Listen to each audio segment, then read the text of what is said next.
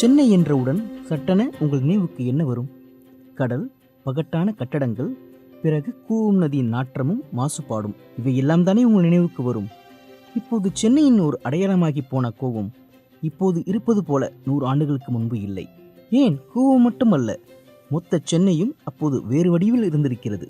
குறிஞ்சி, முல்லை, மருதம், நெய்தல் என 4 திணைகளின் கூடலாய் சென்னை இருந்திருக்கிறது. காடு, கடல், மலை என மகோனத நிலையில் சென்னை இருந்திருக்கிறது.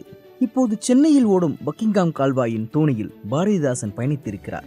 அவர் சொல்கிறார், ஒரு நாள் மாலை 4 மணிக்கு சென்னை பக்கிங்காம் கால்வாயில் தோணியில் ஏறி அடுத்த நாள் காலை 9 மணிக்கு மகாபலிபுரம் சேர்ந்தோம். வழிப்போக்கின் இடைநேரம் இனிமையாய் கழிந்தது. சென்னையை பூர்வீகமாக கொண்ட 80 வயது முதியவரிடம் பேசி பாருங்கள். அவர் கூவத்தில் குளித்து விளையாண்ட கதையை சொல்லுவார். ஏரிகளின் நகரமாய் சென்னை இருந்த கதையையும் சொல்லுவார். ஆம், இப்போது இருப்பது போல சென்னை அப்போது இல்லை. இனி எப்போதும் அந்த சென்னை மீண்டும் திரும்ப போவதும் இல்லை. திட்டமிடப்படாத நகர்மையும் ஒரு நகரத்தில் எந்த மாதிரியான விளைவுகளை ஏற்படுத்துமோ அவைதான் இப்போது சென்னைக்கும் ஏற்பட்டு இருக்கிறது. சரி, வாருங்கள், சென்னப்பட்டணத்தின் அட்டகாச புகைப்படங்களை பார்ப்போம்.